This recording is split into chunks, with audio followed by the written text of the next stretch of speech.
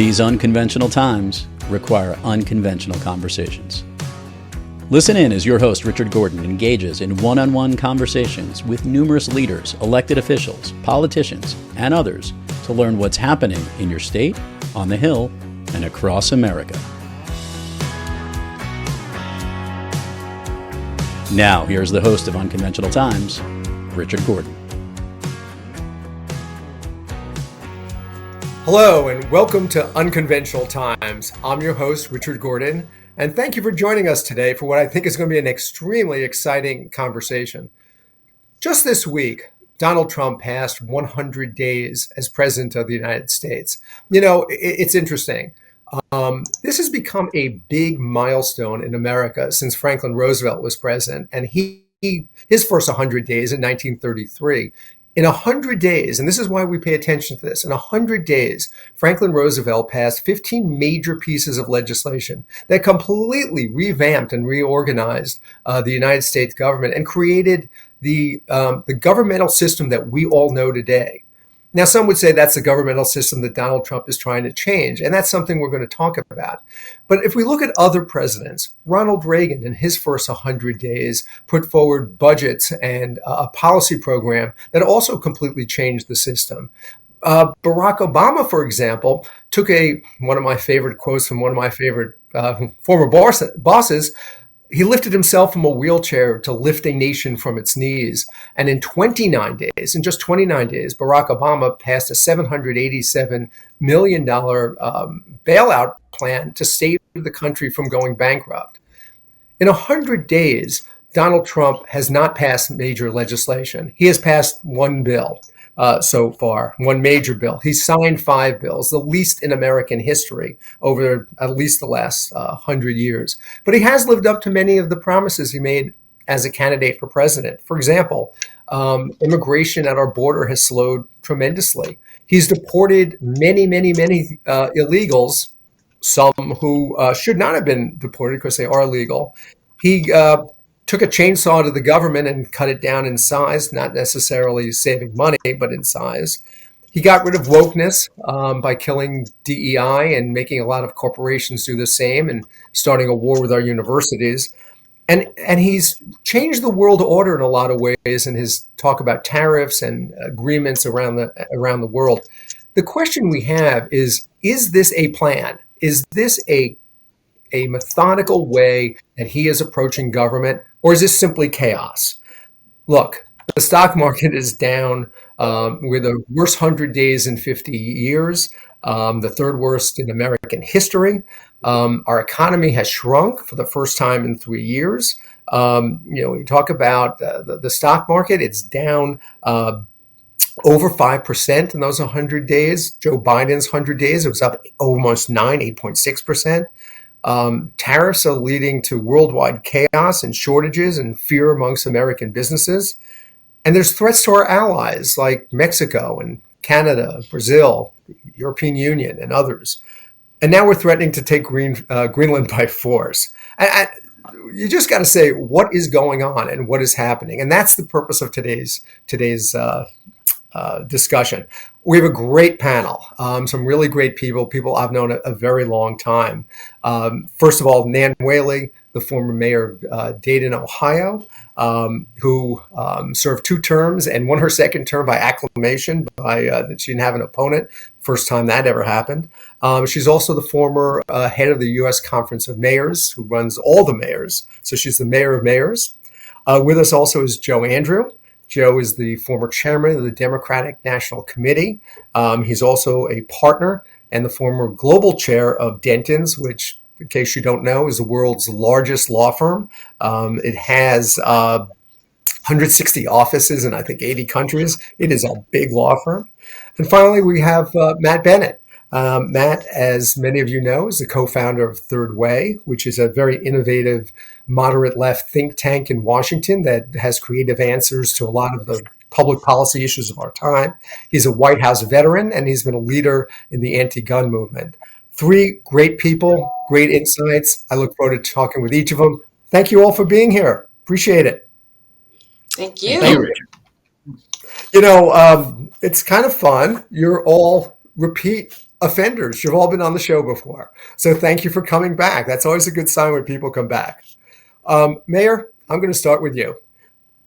What is going on? How do you view the first 100 days? When you think about what just happened, how do you put it into context for the things you have seen before in your life, in your career, and your job as mayor?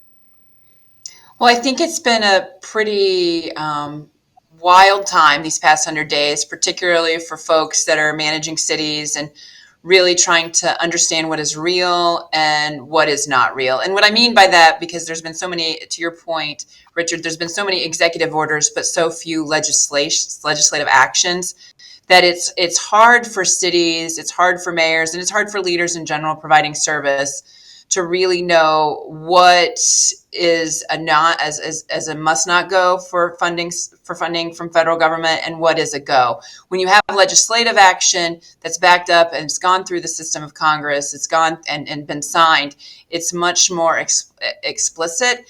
And I think, leaders across the country that receive federal dollars in all kinds of ways, from healthcare institutions to cities to nonprofits, are really having a challenge, really finding that way forward because the pace of the executive orders, and so many of them, in fact, aren't legal. And so that's, I think, been the biggest challenge as I've talked to leaders across the country in this 100-day time that's been so different than past periods. I was mayor the first when Trump was in office the first term too, and I think the other difference is you see a real coordination by his staff members that you didn't see in that first 4 years. That's made this a really big change than what we saw in 2017. You mentioned a lot of things I want to come back to later on in the program, but thank you for that. Joe, what's your take? What do you think? Well, look, Richard, I think you asked the question, is it chaos? Is it part of a plan? And the answer is obviously both. For people who I think are part of the extreme right-wing intellectual crowd, Project 2025 is they're actually executing on it. For those people who are closer to Donald Trump, I think they see this just as him being the intuitive politician he always is and doing whatever he wants.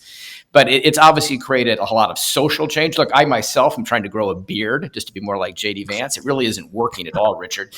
But the reality of it is, all of us are trying to adapt in some form or fashion. You would think that Donald Trump is an investor in late night comedy shows, because most of what he does is really just fodder for them. And as the mayor said, one of my favorite politicians, who is the reality of it is the legislative process is one that involves vetting and involves lots of people having lots of conversations about a topic. And you get a sense of permanence because it's often hard to change legislation.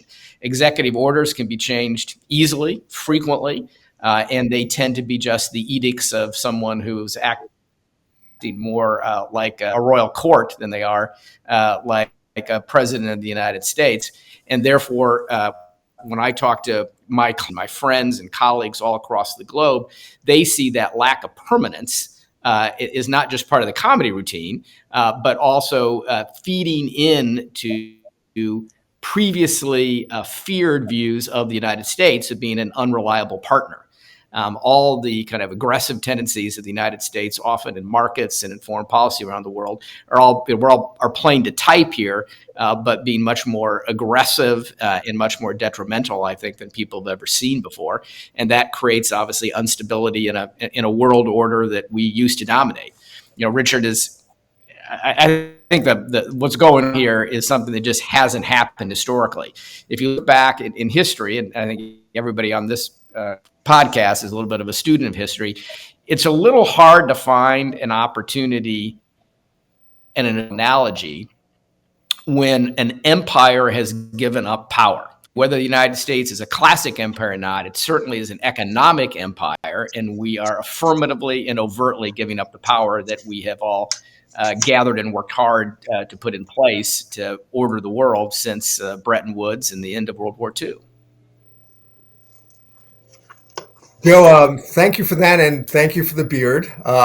Looks good. I'm trying. I've known you for almost 40 years. It's a different look for you, Matt. Yeah. What are you and your colleagues at Third Way saying? What are you hearing? And how do we put this 100 days in context as we start looking forward to the remainder, the 3.5 years of this administration? Yeah, only 13 more 100 days to go. Also, I want to start by pointing out that I too got my job by acclamation. So, excellent. You sounded it. Look, I think in answer to your most fundamental question, is this a plan or is it just chaos? I agree with both Nan and Joe that it's both things. It's a plan around the things where the ideologues are in charge. So immigration and deportation, they are executing against the plan very, very effectively and very brutally. And the plan is not just to deport as many people as they possibly can. The plan is to challenge the Constitution right up to its limits. I mean, birthright citizenship is literally written into the Constitution. Due process is a core tenet of the 5th and 14th Amendments of the Constitution. And we just heard the president say he wasn't sure that he had to abide by the Constitution. So they are pushing the boundaries, and they're doing so very explicitly and very purposefully. And I think where Stephen Miller and others are in charge, they are doing things in a systematic and well thought out and choreographed way. Where the clowns are in charge, things are going really chaotically and badly. And Elon Musk, for all of his engineering brilliance and all of his money, is an absolute clown. He is a ketamine-fueled lunatic who was brought in to take a chainsaw to government instead of a scalpel. I mean, Americans wanted reform of government, and what they have gotten is vandalism. He is randomly firing people all over the place for no reason. The people that were checking to make sure that nuclear weapons were secure, people doing research on cancer, people cleaning the bathrooms in national parks. Nobody voted for that. That is lunacy. And that is happening government-wide, where you're seeing insane firings of crucial people for no reason at all. And where the clowns are in charge in even more crucial roles, like, say, the Secretary of Defense. You got people using commercial apps to tell their wife and their lawyer about exact attack plans that put American troops at risk. I mean, things are really, really chaotic in that part of the Trump administration. So it seems pretty clear to me that it's both. You know, man, I've struggled with this for quite some time with President Trump. And I've had this debate with a million people. I always wonder if he says things intentionally or they just kind of fall out of his mouth. So, for example, you brought up the one he said yesterday or the day before about, gee, I'm not so sure I need to follow the Constitution. I'm not so sure that equal protection really is something I should care about. But, you know, like when he said they're eating the cats, they're eating the dogs, I thought he was making a comment which sounded ridiculous, but he was making a comment to people like, we really don't like the immigrants, they're different than us. When he made fun of Detroit, people thought, oh my God, he's going to lose Michigan. I thought it's now he's making fun of the big city, which, you know, Nan, like in Ohio, you know, you could make fun of Cleveland and the rest of the state because the rest of the state always opposes the big city, whether it's Indianapolis, whether it's New York City, no matter where it is. So I wondered when he said that, and I wonder what you guys think about how much of this is planned, how much of this is, you know, Matt, you talked about orchestration a little bit. How much of this is there like, I'm going to say this because this is going to lead to this result? Or does he just say it because it's his gut and it's his political sense that it will appeal to the public? Matt, what do you think? And then the other two, please jump in. My sense of Trump is that he is 100% instinct, and he just blurts a lot of stuff. But his the number one principle, the prime directive of Trumpism is never admit a mistake, always double down. So he goes in front of a bunch of black journalists and says, I'm not sure that Kamala Harris is black. By any sane measure, that is a preposterous, enormous mistake. And he just doubles down on it because that's what he does. So I think sometimes when he just blurts out this crazy crap, he doubles down because he thinks, I don't ever admit to having made any kind of error. But I think other times it is done intentionally to get attention, to own the libs, to direct attention away from things that aren't going as well for him. So like when the stock market is plummeting, he'll make some noise about Greenland or something. So I think it is both instinctual and intentional depending on the day. Nan, Joe? Yeah, I think I agree mostly too with what Matt's saying. I think there is some intentionality to it, depending on it when there's an opportunity to change the conversation, that there's some intentional work. I think what's interesting to all of us that have done politics or been involved in the government process for so long is just how loose it is, though. Like, I think that we've never seen anything quite like that. And he does take the adage very seriously that you never, ever, ever back down and never, ever apologize, which again has changed the whole tenor of politics in general, because he has instituted that so heavily, which is really, I mean, it's made a pretty big change overall to just our dialogue in politics, which is a whole nother conversation. I can tell you that down to the local level, that people are just plain meaner on the ground, because it is viewed as acceptable now that wasn't before. And that's part of the sad part of some of this that I find really painful, is that, you know, it is a lot more difficult to be a city council person or a mayor these days because of just the loss of discourse on the ground. And I attribute that all the way to the way that Donald Trump behaves. The last thing I'll say, you brought up the cats and dogs, and that was in Springfield, Ohio, and that was the first time I actually saw them attack one of their own in their party. Springfield is a Republican-run city, and to do that directly at their own party, I just thought was like a whole new level as well. So we just keep on seeing it going further and further, and that was really surprising to me. But don't we see it on both sides in effect? Because, we have seen these congressional district events get out of hand where people are just yelling and screaming as well. So haven't we seen some of it pervade beyond the political sphere in the sense of left-right, but it's affecting everybody? People are meaner. People are nastier. People feel that I can say whatever I want. That's what I'm saying. He's changed the whole discourse. So it's not about which side. It's how extreme can the discourse be, I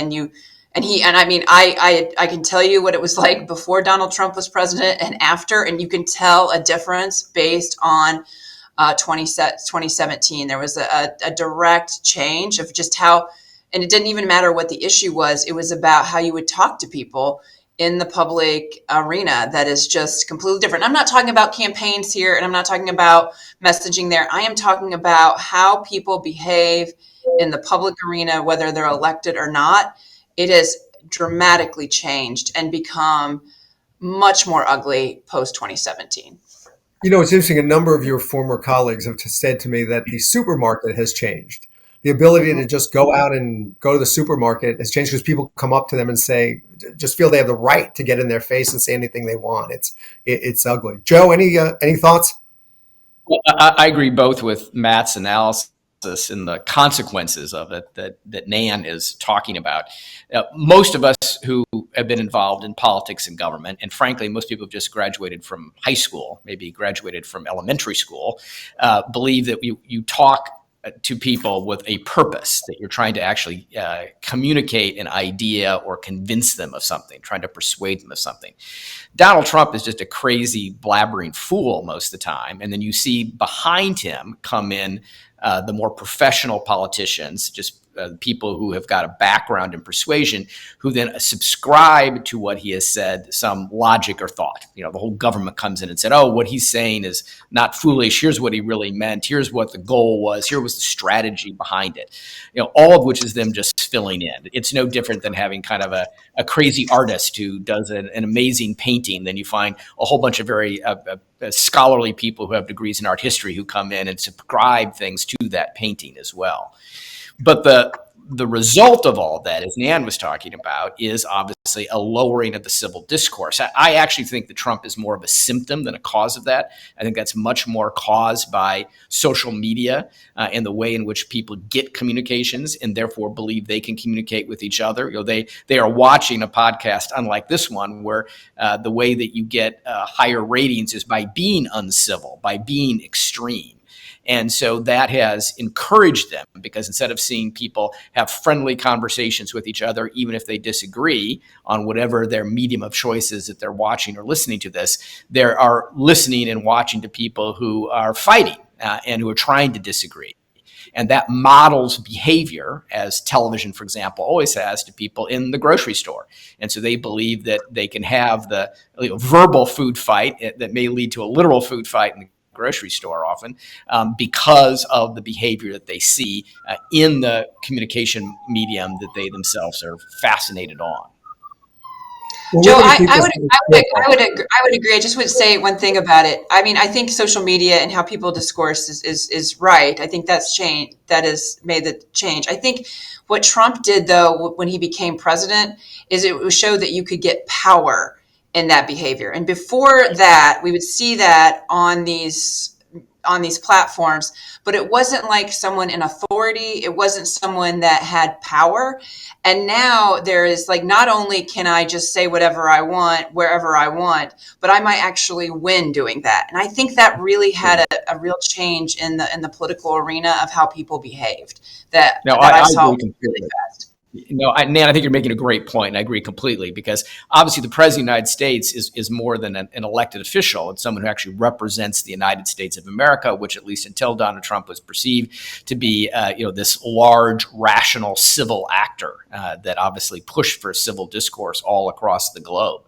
And to have the representative of that be someone who is so overtly uncivil, sends a message to every 5-year-old, right? Every 10-year-old out there that you can, that power wins, right? And just trying to grab whatever it is you want, kind of grab it, that, smash and run, right? At a jewelry store, that metaphorically is something you can get away with. And destroying your opponent. It's not enough to win. It has to be destroyed. So let me read something to you, because I thought it was really fascinating and really sums up things. And I want to use this as a jumping off point. So if you'd give me a moment, I don't know how many of you read yesterday's New York Times editorials, but if I could take a second and just read you the lead editorial. Richard, I'm just so impressed that you have the newspaper in front of you to read it. Like, that's impressive right there. Just alone, right there. It's just a prop. It's not bought on occasion. Old school. I love the paper. Old school on the podcast. I'm going to read this to you guys, because it's really, I thought it was very interesting, and a lot in this for each of us to talk about. So if you'll allow me. The first 100 days of President Trump's second term did more damage to American democracy than anything else since the demise of Reconstruction.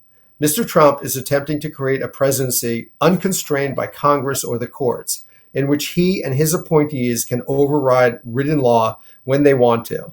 It is precisely the autocratic approach that this nation's founders sought to prevent when writing the Constitution. There's a lot there. Matt, American democracy, where are we? Are we, as the Times just said, is American democracy in demise? I mean, you spoke a little bit about what Trump said about the Constitution and due process and whatnot. But where are we? What's going on with American democracy, and are we on a slippery slope? Yeah, I think the Times was right, but they understated the case, because the things that the founders could never have imagined that are going on right now are uncountable. But the biggest are that we have a president who is completely unconstrained by morality, legality, or constitutionality. That is one thing that they thought might happen, but they thought the Electoral College, quaintly enough, would fix that problem. But the bigger problem that they could not possibly have imagined, if you read the Federalist Papers, it's clear that they would find this to be incredibly bizarre, is that Congress has totally abdicated its responsibility in every possible way. They are not putting any kind of check on Trump at all. I mean, this wasn't always a purely partisan question. the people that went to the White House to tell Richard Nixon it was time to resign were Republicans. And that was when Congress was run by people who genuinely cared about the oath that they took and about their service to the country, and they put country over party. Not all of them, but at least most of them did. And that was true of Republicans up until relatively recently. I mean, Mitt Romney would not act this way. George W. Bush would not act this way. I worked on campaigns against both those guys, and many differences with them on policy, but I never once ever thought that they did not believe in the fundamentals of American democracy. And so when you have Trump taking an axe and trying to chop down the center pole of our democracy, which is faith in our elections, when he's attacking the Supreme Court's ability to govern the law, when his vice president is echoing the probably apocryphal words of Andrew Jackson, the Chief Justice has made his ruling, now let's see him enforce it. When you've got the President of the United States saying on national television that he's not sure he's bound by the Constitution, we are in an enormous crisis. It is a constitutional crisis. It is here, and it is not 100% clear what kind of country is going to come out the other side of this. It's interesting that you bring up Congress because, we talked about the 5 bills which he's gone through. Now, granted, Congress is split almost exactly down the middle, but they've done absolutely nothing. No one has stepped up. No one has objected. I have to tell you, I speak to a lot of elected officials. I speak to a lot of Republicans, and they say one thing to me in private, another thing in public. How do we get past that? I mean, this is too vital to be quiet. How does this move forward? How do we come to some type of resolution? When do people get the courage? I mean, Nan, you and I, when you were on this show last time, I asked you a question I ask every politician. What's so bad about losing? Why do people need to be quiet just to keep their jobs? Yeah, I mean, I think I agree completely with Matt on this question of democracy, and also this belief. I think that there's a lot of folks that are serving that don't value it anymore. And one of the frustrations for me is more the folks, to your point, Richard, that will just do the appeasing because they want to hold on to whatever little power they have, rather than standing up for the whole. And I don't have a good answer out of it. I'm not very hopeful about where we're going right now and today, frankly, because of what the op-ed said, for what Matt said, and how you continue to see people disappoint and refuse to disagree. And if they do disagree, your first question is, they're probably not running again, is what your first thought. That's where we are right now in the discourse, and that I think tells you how broken it is, frankly. It is a real problem, and I'm not hopeful about the future of the health of democracy here. But, we just ran an election. There was just an election a couple of months ago that first President Biden, then the vice president said democracy is on the ballot and we have to vote for democracy. And this is it didn't appear the American people cared. It didn't seem like it mattered to them. Now, I don't know if it doesn't matter or they don't understand it or they don't see the consequences. Man, you live in Dayton, how do people out there view things? Is democracy is it just too conceptual? Is it what we learned in 4th grade civics? Do people understand what is happening and what their role is in all of this? I don't think they think it matters, frankly. Like it's a esoteric idea that the 4 of us can talk about because we care about politics and we care about the government, but it hasn't been shown for their vote to really mean a lot. I would say, I think one of the big takeaways I took from the November election, frankly, was the vote is inconsequential almost, that you can vote based on one piece or one thought because it won't matter anyway. And I think, so when people say like Donald Trump, to Joe's point, when Donald Trump broke the democracy, I think it was coming. And, there's lots of reasons why that was coming. The unlimited money in politics, it makes this a big problem with our democracy. These, for us in Ohio, these really in Kentucky, extreme redistrict, and in Indiana, redistricting lines. So the discussions are in primaries and not generals.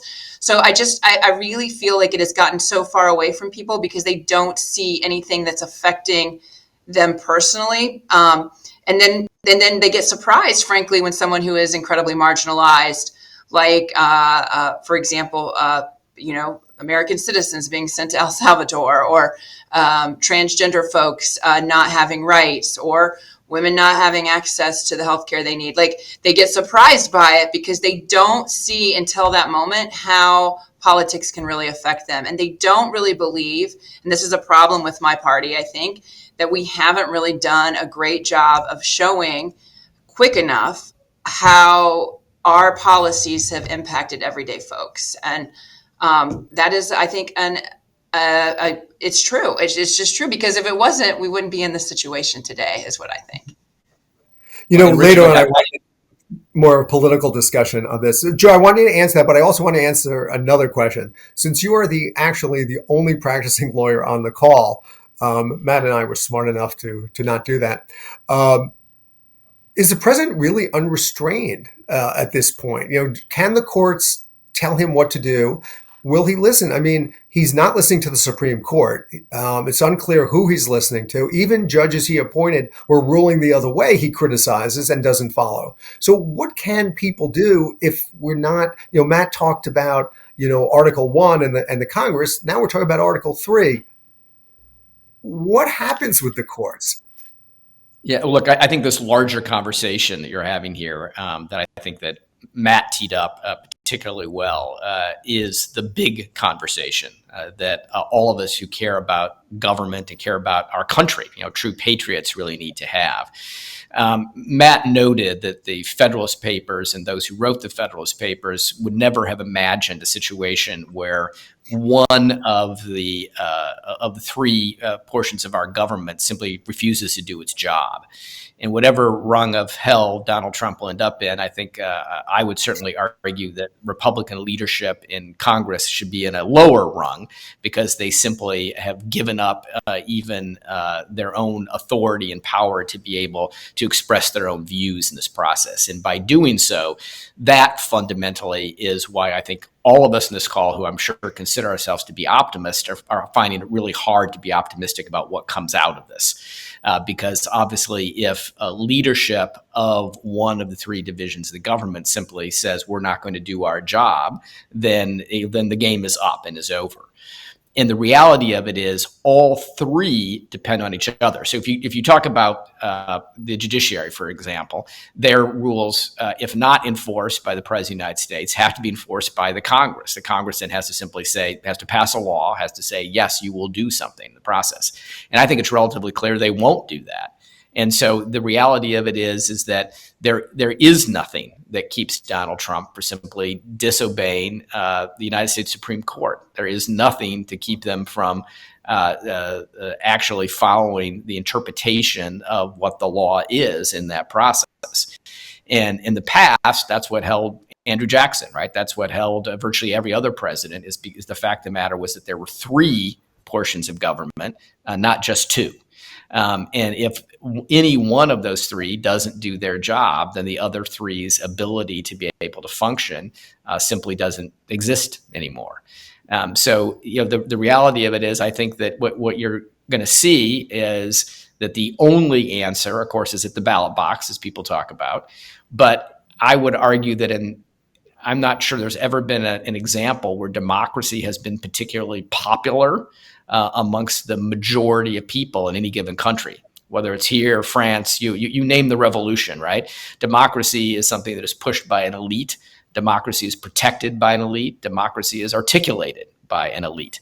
And that is happening right now in the United States. Unfortunately, that elite is principally voices of Democrats. I would note there are still Republicans who are standing up in the media. The Wall Street Journal editorial page still talks about due process and about how we should not be sending people out of the country who are United States citizens.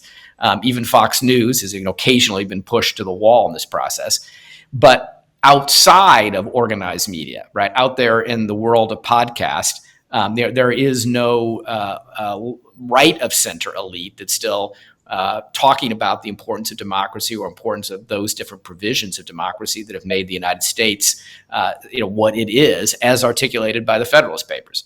So, I think it's pretty much a one-sided argument right now of a group of elites that are principally left of center, though not exclusively, talking to themselves and nobody else is paying any attention. One of the issues that I'm going to bring up right now, because it deals with the abrogation of Congress to act, is on tariffs. Congress has historically been involved in the whole tariff discussion. They have completely walked away from it. Matt, I want to just take a second. And I think a lot of people don't understand tariffs. I know Third Way has talked about this before. People don't get it. The president talks about, we're going to make so much money off of the tariffs. This is going to be great for America. We're going to be rich again. But tariffs, in a way, are they're a tax on me. They're a tax on you because of the way it works. You want to take a second, just explain it and how you view it, and should people be thinking about tariffs as a personal tax? Without a doubt. I mean, there is some disagreement among Democrats. I'm not even sure that Nan or Joe agree with me entirely on this, but I think at the moment, at least, given what Trump is doing, which is so unbelievably extreme, every Democrat should be saying tariffs are terrible and there should be no gray about this at all.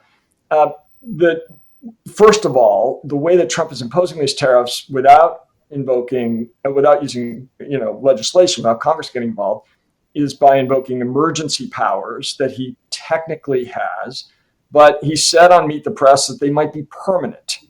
There is no emergency that is permanent in a democracy. There's an emergency that is permanent in 1984, George Orwell's dystopian world. The emergency is always, but that's not how things work, or they're supposed to work in this country. So they're basically illegal. They're totally chaotic.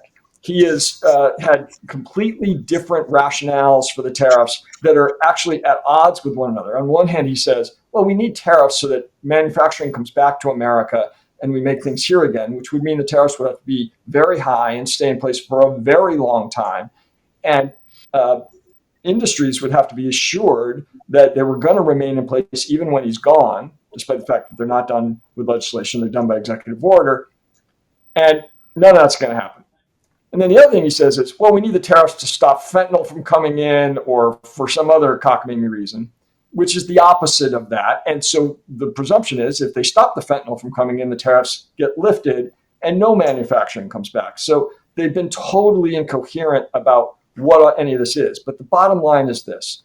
A tariff is simply a tax that is stuck onto a product when it comes across our border. The product might be a finished good like a doll or a pencil that you might buy, two things that the president just invoked, or it might be a part that's going into a car or some other thing that's assembled inside the United States. Either way, it's going to make that thing more expensive because for the most part, these are on products that are sold at relatively thin margins. That means the people selling them, the retailer or the car company or what have you, they can't simply eat the price of the tariff, particularly if the tariff is 145%, which it is currently on Chinese goods. And that means two things. One, a whole bunch of things that should have been coming to the United States and should be appearing on store shelves starting in a month or so are not coming and will not be on those shelves. The stores had a bunch of inventory. Those are still on the shelves and still the same price. But pretty soon, either things are not coming in or they're going to be so expensive that no one's going to buy them. So by the time we get to the 4th of July, when you want to buy a new grill, or you buy the food to go on that grill, or you buy new clothes, any of that, it's going to be incredibly hard to find. And what you do find will be very expensive. And there is no doubt about why this is happening. Usually presidents get too much blame when things go bad in the economy. This one is entirely on him. But isn't this just a shift in where the money is going from and coming from? You use the dolls and the pencils. Let me use a different one. Coffee. Brazil's our friend. So they ship coffee to the United States. It comes off the boat. They pay a tariff right then and there. I assume that goes to the federal government. Then I go and buy a cup of coffee, which, as Matt, you just laid out, is now more expensive. So isn't, in effect, the government is getting more money. I am paying more money. So I'm paying a tax to the government. I'm being taxed by the government, and I am, in effect, paying it. Yeah, 100%. That's exactly what it is. It is higher taxes. He is raising taxes on everyone. And because it is a flat tax, it's a tax on everything. it is disproportionately borne by people that put most of their income towards goods and services, like, food and clothes. And so super rich people who only put a tiny fraction of their money towards those things won't feel it, but poor and middle class people will. But won't he have the opportunity? I would argue you're seeing it. You're seeing it a little bit right now too, Matt. I think if you go to a Walmart, you go to a discount store, there's nothing on sale already. So you're starting to see like the yellow dots are no longer there for those low cost prices. And then you're right. I can't even imagine what the holidays will be like when you're talking about toys and other sites. They're just not going to be available, I think, too. But do people in Dayton, people in the center of the country, do they understand? Look, Ohio voted pretty heavily for him, right? Do they understand what this means? Because when the day is done, tell me if I'm wrong here, but when the day is done, I think he's going to be able to say, look how well my tariffs work. We just brought in, whatever, pick a number, X billions of dollars in tariffs. We really punished China and wherever else in the world. But that's not the whole story here. And I just wonder if he's going to have a success here because he could say, look at our bank account. We have more money now than we had last year. How does that play? Richard, I think that's the whole thing that we keep on missing. I think that's, like, to Matt's point, tariffs are going to be where people feel it, right? And when regular folks feel something, they don't feel the government's bank account. They frankly don't feel the stock exchange. They feel what is on that on the rack at Lowe's or Walmart. That's where they feel these things. And so while it hasn't yet, you're starting to see a little bit of it in these places. You'll start to see it even more so in the holiday period. I mean, I think it's like a foregone conclusion now already, just because of the way the supply chain works and what can be bought by that holiday season.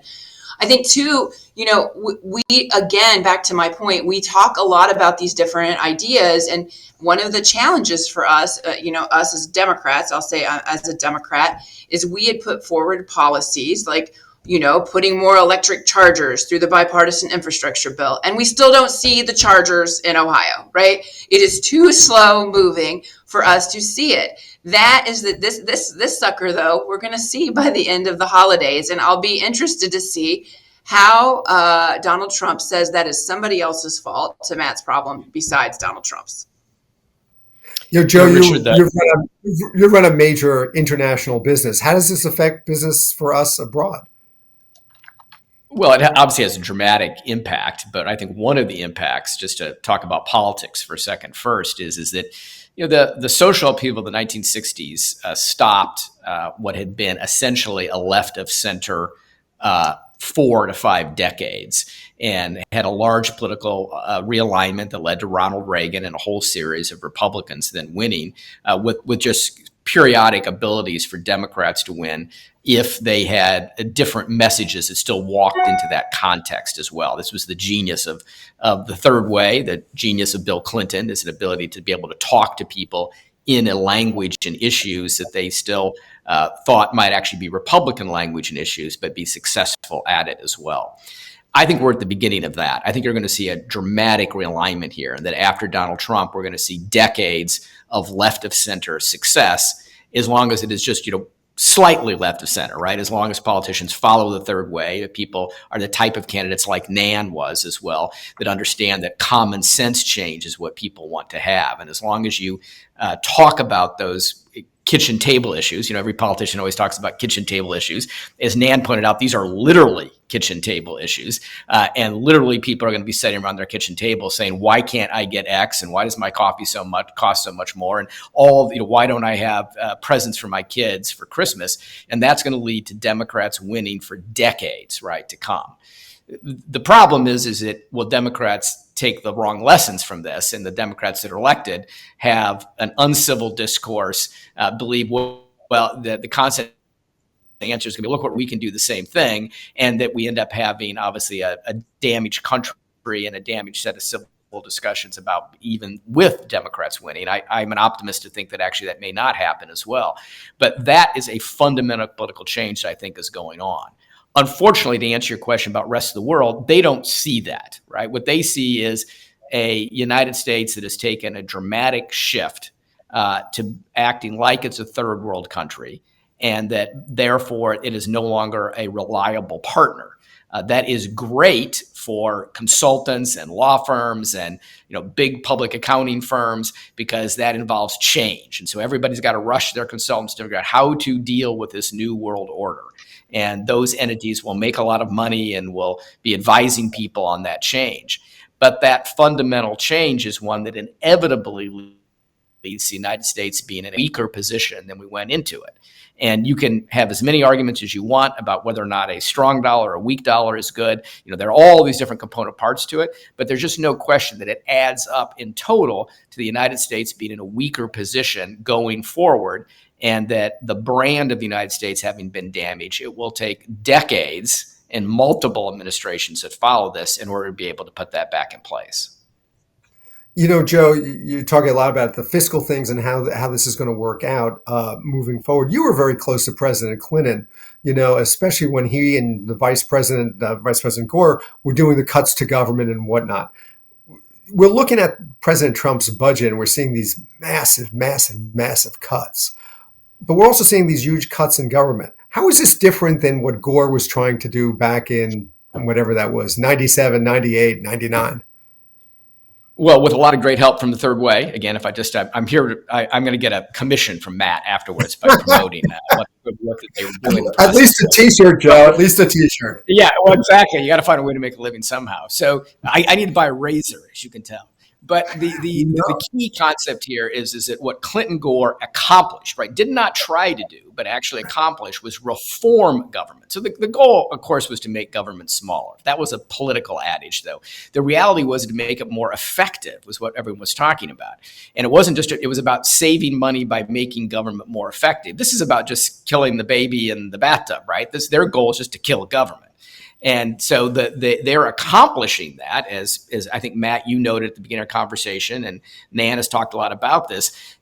Every analysis shows that maybe Dodge has saved $160 billion, but they spent $130 billion in doing it, right? And so it's just unclear that this has anything to do with saving money or making government more effective. It's literally just trying to kill it, because government itself has been something that, puts their friends in jail, for example, when they violate the law, that may audit their taxes when all of their friends are trying to find new ways to scam everyone. I mean, this is all just part of the overall corruption that the Republican Party now stands for and is promoting.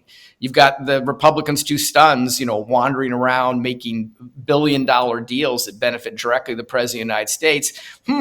Gosh, what would have happened if Hunter Biden did that? Or what about Hillary Clinton's two brothers, Tony and Hugh, right? I mean, where is the outrage here, even among the New York Times, right? To talk about your favorite prop, right? There is not a set of outrage about the overall corruption that is going on.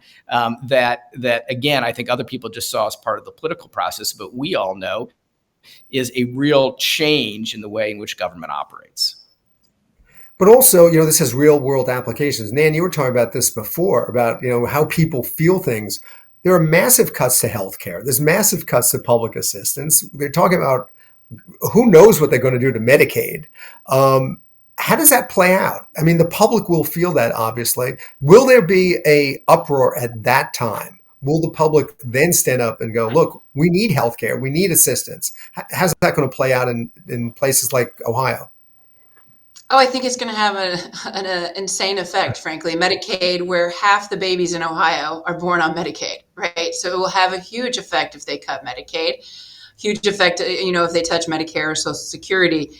Again, though, I think the famous sign of, keep your government hands off my Social Security is some of the challenges we have with these issues, and really making sure that we're getting to places that aren't in elite circles of conversation, but in direct conversations with people, everyday people that, frankly, sadly, most of my party don't speak to anymore. And I think that's our big challenge when Joe talks about where this is coming from and how we have really failed on our ability to talk to folks. We got a real problem here, because it is going to be painful for these folks. And if we don't have a way to really communicate about what's happening, we're going to miss that opportunity. And I am concerned about that as a Democrat, because it's coming. And then I have challenges, and again, might not be popular with this group, challenges with our leadership because they still want to think they have some control. And frankly, we do not control this government. We don't have, we don't have control of the House. We don't have control of the Senate. We don't have control of the White House. And so sometimes you're going to have to let some painful decisions happen and then say, this is why they happened. And I think sometimes we're almost too empathetic to really let that happen in our communities, which is painful. I mean, it's going to be painful for the people in Dayton. But again, to your point, Richard, the people of Ohio voted for this government and they deserve the government they voted for. And sometimes we don't want to see that happen. And I think we're going to have to let some of that pain really move forward. If not, again, elections will not have consequences and people will not value their vote. And that is what, if you're talking about democracy, that is what I'm concerned about overall.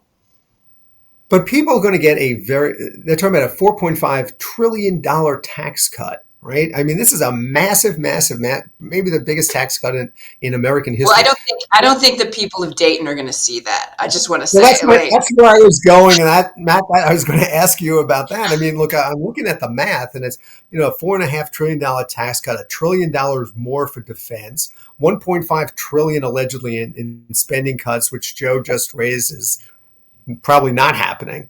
There's at least a $3 trillion gap here, which is just going to add to the debt and the deficit. And I guess my question is are people going to pay more and get more? Is it a left pocket, right pocket type of thing? Or is this just a false narrative? This is the budget bill that the Republicans are working on is terrible, horrible news for the middle and working class. It's great news for wealthy people. Except for wealthy people that care about the country, because as you know, if they do what the House Republicans want them to do, it adds $4 trillion to the national debt. And that's a lot. It's a lot anytime, but it's especially a lot when interest rates are high, when Trump is playing Russian roulette with the dollar, which means that at some point, interest rates may skyrocket to unsustainable levels. It's conceivable. I mean, there was a moment when he first, after Independence Day, when it looked like Japan was dumping U.S. bonds, that was raising the yield on the Treasury notes, like they were going straight up like this. And what that all means is that it becomes impossible for the United States to borrow, and it makes everything, all credit cards, credit to buy homes and cars, all of it incredibly expensive. So, as Nan points out, most people won't see anything in terms of a tax cut. They might have their tax cuts that were passed a long time ago sustained, but they won't see anything new unless they're very wealthy. But they will feel this because it's going to be terrible for everybody, and it's going to be viciously brutal for the people that rely on public assistance. $800 billion in Medicaid cuts. 62% of Americans in nursing homes are paid for by Medicaid. As Nan noted, half the babies born in places like Ohio are born on Medicaid. SNAP, that is public assistance to very needy people. There are going to be a lot of hungry kids in this country that don't need to be. This is a human catastrophe, again, man-made by Republicans. And if Democrats cannot make that stick, if we can't remind people that the Commerce Secretary, who is a billionaire, said that his mother-in-law wouldn't care if she missed a Social Security payment or two. If we can't make that work, then our party just sucks. It's interesting, Matt, I hear what you're saying, but I see how people are just falling in line in so many different ways. It's, someone called this government by extortion. He beats up on Target. So they take out minority products off the shelves. He beats up on law firms, so they pay fees to be left alone. He beats up on universities. I mean, they're beating up on everybody, and so far most people are just falling in line. Big corporations are, many universities are, et cetera. So it's hard sometimes. I hear you and I know what you're saying, but it's sometimes hard to see how this plays out. Does this go back to your point, Nan? Does the pain have to get so severe? Does it have to affect me? Like, maybe this goes back to your civility comment, Nan. Maybe it's, I don't care until it's about me, until it's my mother in the nursing home. It's, someone I know who can't get health care. Is that really what's going on here? Like, we could bludgeon people but until they get to the point they can't take it anymore because it affects them. And let me be clear, I'm not talking about the whole of America, right? I think, there is this middle, this part that we're talking about in the middle that is really painful. And I know, I was like most Democrats after the election. I couldn't watch media. I had to take a break. I only read in the morning. I like put limits on what I can take in, right? And I know many of my friends are the same way. But, not my husband, who insists every morning to listen and hear the verbally what's going on. And it's hard, right? You hear 4 or 5 things in a 2-minute section. And I said to my husband, I said, the thing that is so hard for me on this is that the majority of America, what they just said, the majority of America doesn't care about these issues. That is true. That is what's really hard for someone like me, who is now not in the majority of this discussion, to recognize. Now, part of that is my party's fault. Okay. And so we have to own that. I think some of us have said that in different ways on this call. But, the other part is that we have to recognize if we are a true democracy, where the people are and what is really, really bothering them. And at the end of the day, I do think, it is economic issues first and foremost, people feeling and really feeling, and it's not just it's a thought, but it is. They're not as far ahead as they perceive themselves would be 20 years ago. And we haven't been fast enough and effective enough in affecting that change. And it just hasn't been a fast enough priority. I'm going to take ownership of that. I think it's absolutely right that this is not the answer, but this is the answer that they've gotten because they have gotten so frustrated.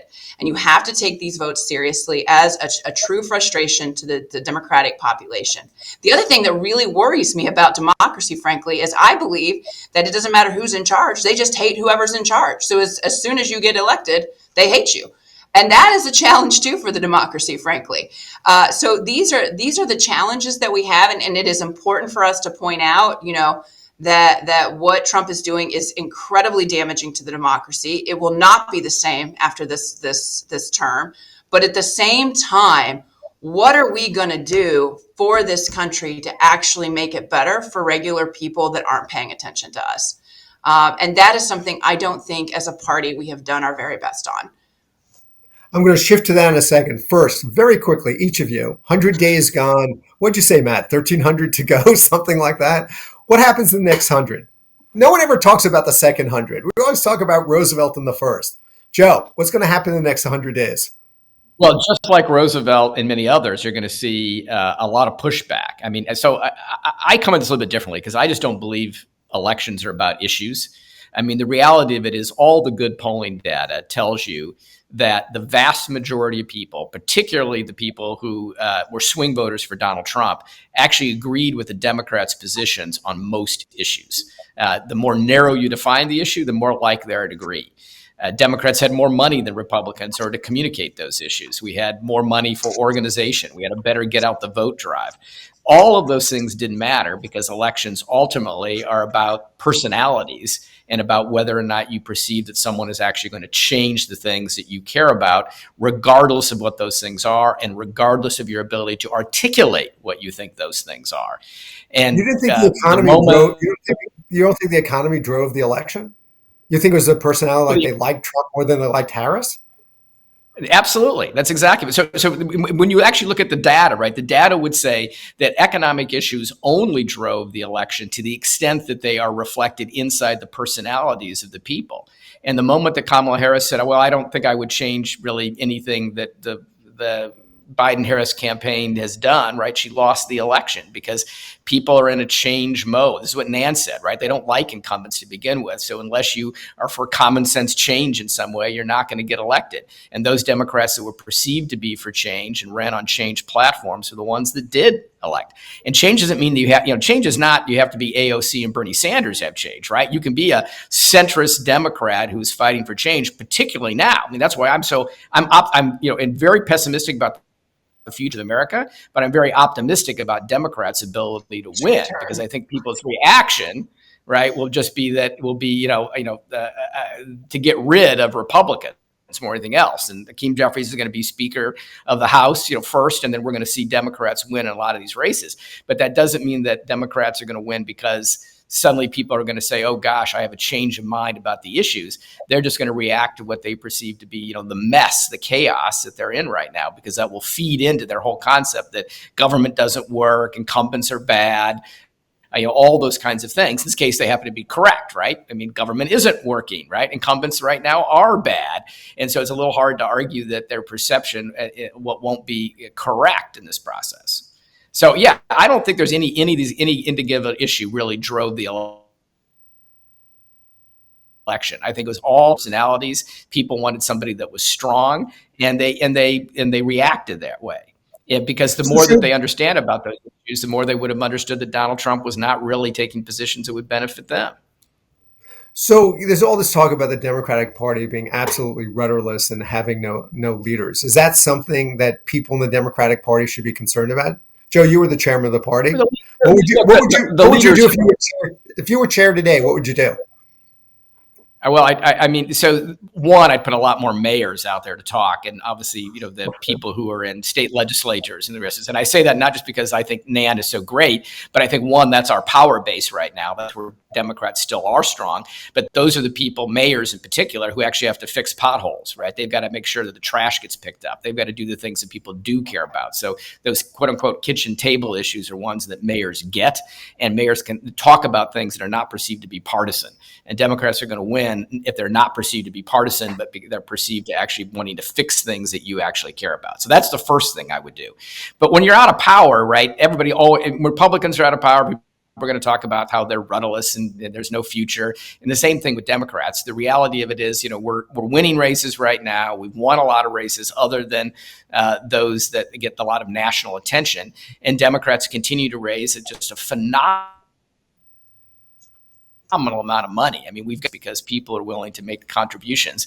And so you combine those resources, still have organizational strength, and in a disastrous, Republican administration. And I think you're going to get Democrats elected all across the board. The problem is that, is it going to be too late, right? I mean, the fundamental issues you've talked about, the damage to the brand of the country, are going to be there, even though you see a lot of Democrats elected for the rest of our lifetimes. So, Nan, you were the mayor of mayors. What should the mayors do? How do you organize the mayors? How do you move this forward? How do you have a different debate? Well, I think right now, to Joe's point, the mayors still are holding it together. Frankly, it is, again, very different than the first term Trump to now. I see because there was so little organization when Donald Trump was elected in 2017. It was very easy for us to organize and coordinate versus against these constant executive orders that they're seeing among cities. The budget that the president put out does affect cities. Like, they lost their justice grants last week, just stopped them basically, which will make it more dangerous in communities. So they're still doing that frontline work. But look, I think overall, this next couple of years is going to be really great for our party. I want to have the conversation. I think we need to have the conversation about where we're going. And it's something that we really, quite frankly, haven't had a chance to do in a few decades. And so I'm looking forward to that. I think the mayors will be a key part of that. Of course, Joe knows I am very biased towards the ground and the people on the ground and the work that they do. But look, I'm also really concerned about the systems that have been allowed to be put in place over the past couple decades in states like Ohio that just make the playing field so damn hard for Democrats that we're losing votes every single day. And so, the long-term viability for our party is a challenge. I'm sorry, what? Did you mean like gerrymandering and those type of issues, or are you talking about voting rights? Gerrymandering, gerrymandering is a key one. Voting rights, making it harder for people in urban areas to vote versus people in rural areas to vote, which has been codified in this state. That is one that's a challenge for us, and you're seeing that just happening across the country. So while Joe's right, 26 will be great, and then we'll be the incumbents, and then they'll hate us. And so that's where are we going overall, that I think is so important for us as a party. And I see us losing ground, not gaining ground on that. And so for the next 20 years, what's this really about is something I think important if we're going to hold to a true democracy. But even if the Democrats win, even if Hakeem Jeffries is the Speaker of the House, it's going to be really narrow, and he's going to have many of the same problems in getting things accomplished. It's tough. Matt, what are you telling people? I mean, the Third Way has been involved for years in informing, instructing, whatever, helping people form ideas on how to move forward. On a policy level, what type of things are you telling Democratic politicians to focus on? I agree with Joe that elections are less about policy than they are about narrative and feel. I mean, in our campaign in 1992, we put out a book called "Putting People First" that Joe was one of 7 people to read, would be my guess, and nobody read it. It was filled with great policy ideas. You read it, but I think I have an autographed copy someplace in the house. I'm sure you do. The narrative that Bill Clinton was running on was, if you work hard and play by the rules, you should get a fair shake. That narrative still works. And if Democrats, they don't have to echo, all right, I see it, you got it. There it is. Look at those 2 young guys. These props are unbelievable in this show. In any event, most people aren't like you, Richard. True. Unfortunately so, Matt. My goodness. But Democrats do need to change the way that people think about the median Democrat. And unfortunately, what has happened, especially over the last 10 years, is that the brand of the party has moved sharply to the left, to the progressive kind of activist left. And the things that those people were doing to kind of push the envelope became associated with Democrats running in places where it was toxic. So you saw this with defund the police and the Green New Deal and Medicare for All and a whole host of both cultural and economic issues that became incredibly problematic. So by the time we got to last year, Jen O'Malley Dillon, who was the chair of the Harris campaign, said after the election, Harris was seen as dangerously liberal. That isn't me, that's Jen who said that. And I think that's right. I think that was right for the party. Some of our incumbents who had very strong brands were able to escape that. Some, even with strong brands, were not. I mean, John Tester is not dangerously liberal. He is a moderate by anyone's reckoning. But in Montana, if the party is seen that way, it was impossible for him to win. And that was certainly true in Ohio as well with Sherrod. And so we have suffered enormous damage to our brand. The Democratic Party's approval rating is 27% at a moment when we have just reelected the worst president in American history. So those 2 things should not go together. Thermostatic change should mean that we're becoming more popular, but so far we're not. And it's because people think that we're really out of touch with them. So we could have a whole host of policies that we could put into a book, but mostly what we're going to need to do is convince people that we're not out of touch, we're not freakishly woke, that we share their values, and that we understand their lives in some fundamental way, and that we don't go off talking about macroeconomic data when they're struggling to put food on the table and they're taking stuff out of the grocery cart because they can't afford it. And until they understand that we are back there where Bill Clinton was, then we're going to be in the wilderness for a long time. Well, Matt, that's exactly where I want to go, because in 1989, after a very similar period, the Democrats lost 3 consecutive elections. It was sort of out in the wilderness. There was reform at the DNC, as we all know, with Ron Brown.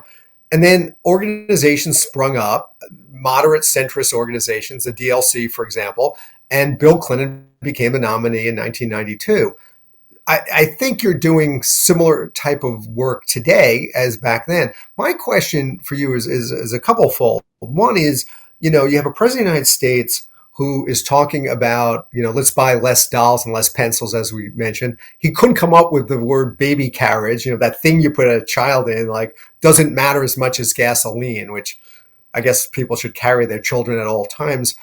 He looks dangerously out of touch. But the Democratic Party can't seem to find what to say. For Joe Biden, from the minute the guy gets elected, they started, he's too old, he's incompetent, he's inept, he doesn't have the mental acuity. 4 years of that. Eventually, people started believing it.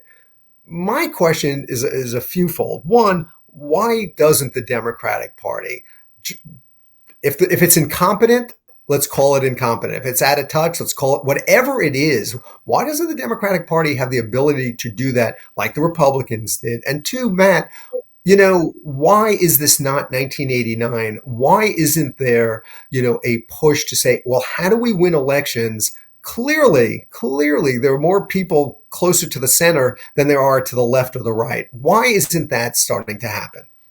And will it? Well, so I'd argue, and answer your first question about why aren't Democrats kind of making the case more effectively against Trump, we're still only 100 days into this thing. And Democrats... Feels like a lifetime, are you sure? Yeah, I know. It's not 100 years, as it turns out. I just checked. It's 100 days. And look, we were all on our heels a bit. The election surprised all of us, and then the ferocity of his lunacy surprised all of us too. But I think we're beginning to get on our front foot again. And I think the tariffs, if they remain in place or if their impact remains, which I think is likely, by the summer, we're going to have a lot to talk about. And I hope and expect that'll happen. But fundamentally, you don't have a leader. In our system, there's no leader of the opposition. There's no shadow cabinet. When you're out of power, there's nobody really in charge to define what it means to be a Democrat or a Republican. We saw that with the Republicans after 2012. They do this autopsy. The RNC says the thing we got to do is be nicer to immigrants. And then 2 years later, they nominate Trump and do the exact opposite. They go 180 degrees the other way. So we can do a lot of things as Democrats to try to change the brand in the next couple of years. It's important to do it. We got to do well in the midterms. But we have to understand that the real brand definition is going to come when we nominate our next presidential nominee and in the lead up to that. And I think the work for those of us who believe the party needs to move back towards the center is to try to convince Democrats that is the direction we need to go. There's a whole bunch of people out there pulling the other way. I mean, Jesse Jackson once said, Democrats need two wings to fly. And we've got two wings very clearly. We've got a pretty strong activist lefty wing that's done had a lot of impact over the course of the last decade. And our view is the center needs to start pulling back pretty hard. So it is very much like 1989. Then the DLC and Bill Clinton and Dick Gephardt and Sam Nunn, they were inventing something ex nihilo. I mean, New Democrats didn't exist then. That is obviously not the case. There's more than 120 New Democrats in Congress now. They're all over the place out in the country. So what we need to do is make their voices louder in a completely new media environment where the left is kind of dominating. Don't you see that there could be I don't know what the right word, a civil war in the Democratic Party? It seems as I'm sitting and watching this, I'm seeing two factions emerge. I call it the fight at all cost faction. Bernie Sanders, Ocasio-Cortez, perhaps J.B. Pritzker. We are going to fight Donald Trump on the beaches, in the sky, and we're going to fight him everywhere. And then you have another faction, which is we will fight when we need to, we'll agree when we need to. Sort of the Gretchen Whitmer faction. At some point, those two sides are going to collide. The left, I mean, they have raised a lot of money. They've been very successful in raising money. If you look at Ocasio-Cortez's financial statements, Bernie Sanders' statements, whatever, you don't see it as much from the other side. I'm just curious if you see a reckoning coming within the Democratic Party as far as which way we're going, because there's an argument to be made for both. This is what they'll say, if we only went more to the left last time, we would have won. And then the other side will say, no, if we only came more to the center, we would have won. How does this get resolved? Does it get worse before it gets better? And does the party ever really come together, or are we going to have a real reckoning, like we had in 68, 72, and other times when the party couldn't pull itself together? Well, one answer to your question, Richard, would be, I'm sorry, I didn't mean to jump in there, but one answer to your question is, go ahead. One of these, that one is a question of presentation, one is a question of narrative, to use the word that I think Matt appropriately did as well. And the right answer, of course, is to combine the two, right? We need to have a centrist, common sense narrative that is perceived as we're going to fight them till hell freezes over, and then we're going to fight them on the ice. right? That's going to be the winning argument. It's going to be the ability to say the country is itself at stake, and so that we have to take the fight to them all the places, all the time. But the way that we do that is with this common sense narrative that says, here are the kinds of things that you care about around your kitchen table, and that we as Democrats can address those things, where what you've got in place today is just a corrupt administration that is delivering for itself. And I think that what you're going to find is that's what's going to happen. You're going to find that centrists are going to become louder as time goes on, become more aggressive in their positions as time goes on, and that will be the winning argument. I mean, I have an optimistic sense of confidence that we're going to get a centrist nominee for president of the United States 4 years from now, and that's why we'll win. But that centrist nominee is going to be full of fire and brimstone. Let me ask two final questions. You guys have been very generous with your time. I don't love to keep you here all day because I'm really enjoying talking to good friends about things I care about. Let me ask you two questions. They're connected. The Democratic Party is spending a lot of time talking about Abrego Garcia and him being improperly deported to El Salvador. Is that just another one of those issues that the Republicans can just beat the Democrats over and over and over again? You care about someone who beat his wife. You care about someone who may be in a gang. Whatever the issue is with him, which we don't know. We keep arguing about due process. Nan, this goes back to your point. Unless you're one of the four of us, who the heck knows what due process is, right? But we seem to be on the right side of this. Democrats seem to be on the right side of this intellectually, but perhaps the wrong side of this when you talk to the public. And my second question is impeachment. Donald Trump is not getting impeached. It's not going to happen. The way the Congress is set up, it's impossible for it to happen. Why are we even talking about this? Why are Democrats even wasting their time and looking foolish talking about this? So my final question to the three of you is, what is this? Why does the Democratic Party pick these type of issues that clearly the public doesn't care about? Nan, you said it. They care about the price of eggs, the price of milk. They want to know they can buy a car. They want to know they can send their kids to school. That's what they care about. Why does the Democratic Party do this? Are these losing arguments? Anyone? Well, I would start by saying I think we have a mismatch in our party a bit from the people that are active in the discussion versus voters, right? So the Democratic base of voters do care and really, really, really dislike, if not hate, Donald Trump. And so you have to know that's part of our party. That is a key part. That's those great donations that Joe is talking about come from those folks. And that drives a lot of that discussion. Secondly, the other challenge we have is we have people that are working on our campaigns that frankly don't match the voters we're trying to reach. And I'm not saying like African Americans or Latinos. I'm not talking about that. I'm talking about class, right? Even like the African Americans that work on our campaigns usually have a master's degree from an Ivy League school that absolutely does not match what's happening in the west side of Dayton or the east side of Cleveland.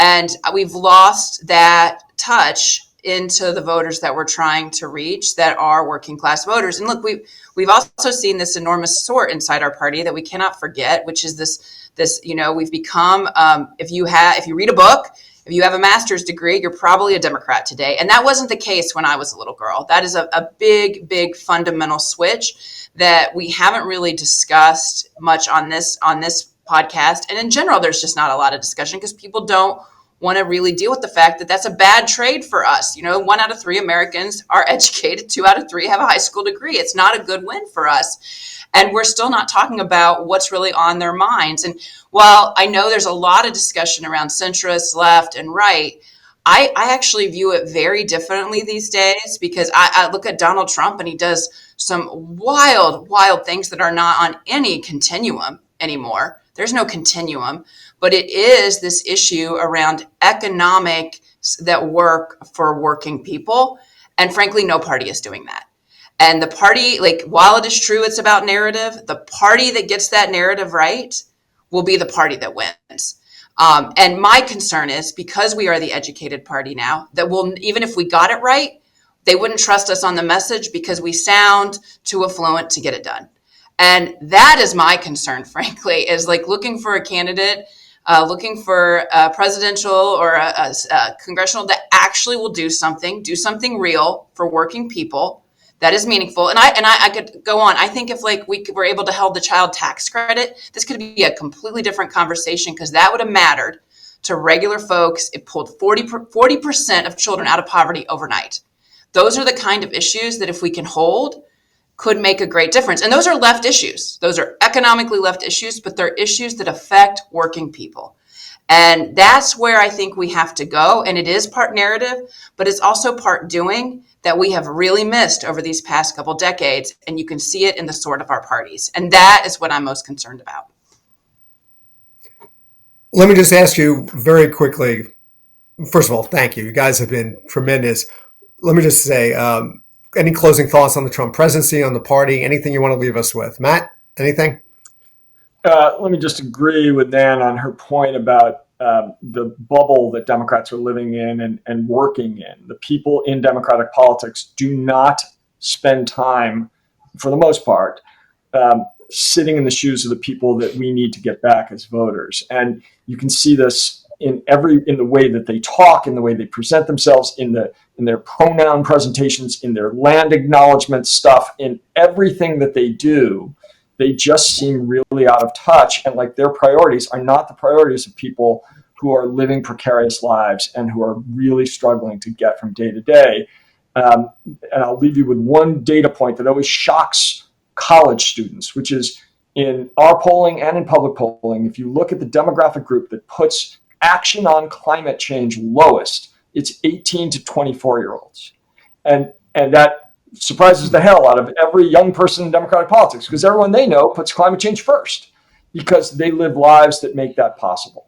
But if your transmission going out means you lose your job, you could lose your healthcare, you could lose your home, climate change is not the top of your list.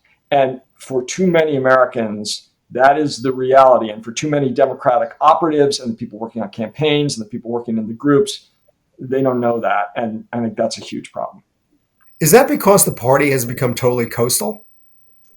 Yes, in part, but more because, to Nan's point, the educational attainment has become the divide in American politics, much more than race, much more than religious affiliation, everything. It's education, and by education that also means class. And so the Republicans have become the party of billionaires and the working class, and we're the party of the educated professional elites. And that is super bad mathematically. Joe Andrew, I'm going to give you the last word. Well, thank you, Richard. And I want to obviously thank, Nan in particular for her great leadership, and Matt and the Third Way, who've always been, inspirational to me in this process. So I'm just honored to be, hanging out with this crowd that you've pulled together. I'm an optimist about democratic politics. I'm a pessimist about the position of the United States. And we've talked a lot about that, and we talked around that issue as well. And I think that Donald Trump is this fundamental symptom of the problem of the classism that has captured the United States and has positioned people who are educated and who are experts as those that we don't want to be in leadership positions. That's a very tough position to be in a world that is becoming significantly more complicated, where expertise is needed to be able to fix your car, to be able to operate and fix the cash register at the grocery store. And so by belittling that expertise that's needed in order to make the grocery store work, in order to make General Motors even be competitive in a world that we exist in, is something that is really difficult and has to fundamentally be addressed as well. And I'm hopeful that we can find a common sense centrist candidate who is full of fire and brimstone, is willing to fight for those things, and is willing to fight for the very issues that will allow people themselves to become better educated and better able to compete in a global economy.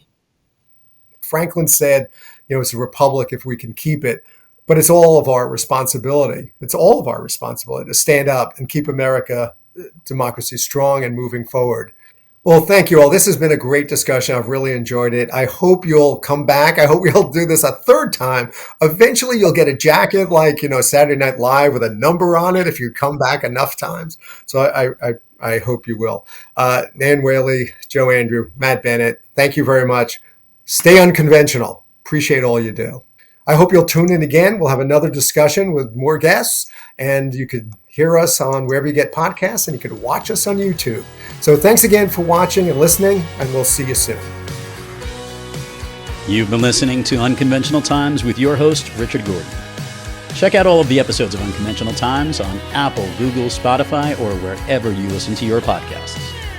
To learn more about Richard Gordon and all of his unconventional conversations, head on over to unconventionaltimes.com. Thanks for listening.